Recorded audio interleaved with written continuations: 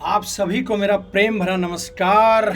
मैं हूं कथाकार और लाया हूं आपके लिए एक और किस्सा गोई में। जीवन एक अजब गजब पहेली है। उस पहेली को कोई समझ नहीं पाया। कई लोग मिलते हैं मुझसे और कहते हैं कि हमने जीवन व्यर्थ कर दिया। काश हम पूरा जीवन मेडिटेशन करते, ध्यान प्राणायाम करते, मंदिर जाते, सत्संग करते या फिर कोई गुरु रखते तो शायद हम बहुत कुछ सीख पाते।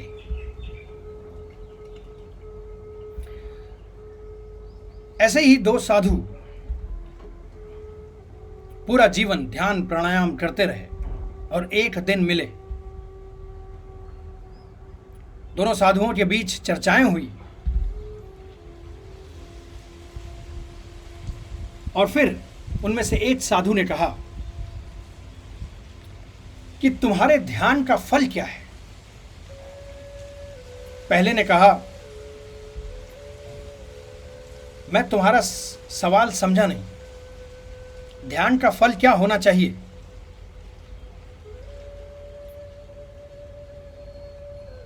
पहले साधु ने कहा,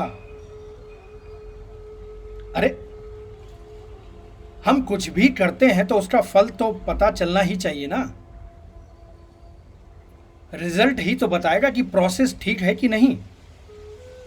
तो मुझे तो ऐसा लगता है कि मैं बहुत ही आध्यात्मिक हो गया हूं और अब कुछ ही पल या कुछ ही कदम दूर हूं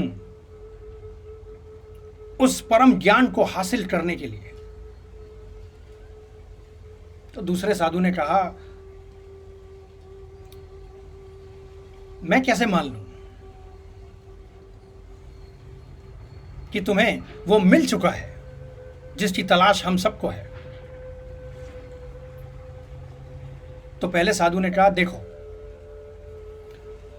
अगर तुम नदी के उस किनारे पर खड़े हो जाओ और मैं इस किनारे पर, और तुम अगर हाथ में एक कागज का टुकड़ा लो और मेरे हाथ में कलम हो, मैं जब कुछ लिखूंगा हवा में तो हवाएं उन शब्दों को तुम्हारे कागज के टुकड़े पर डाल देंगी, तुम पढ़ पाओगे।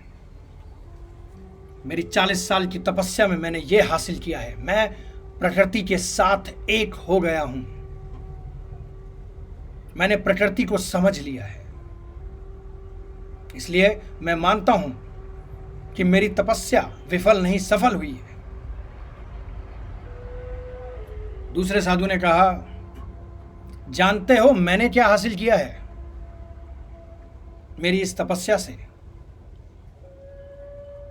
मैं जब भूखा होता हूं तब खाता हूं, जब मुझे नींद आती है मैं सो जाता हूं, और जब नींद पूरी हो जाती है तो मैं उठ जाता हूं।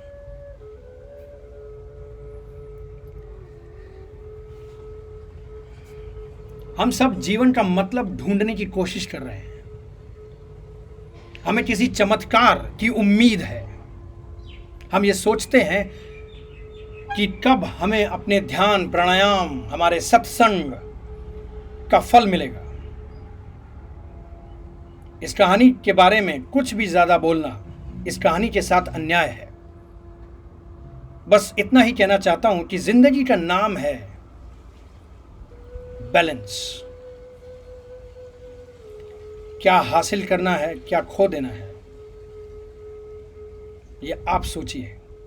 जिंदगी इसके बारे में कुछ नहीं सोचेगी, क्योंकि हम सब जिंदगी को नहीं जी रहे, बल्कि जिंदगी हमारे जरिए जी रही है।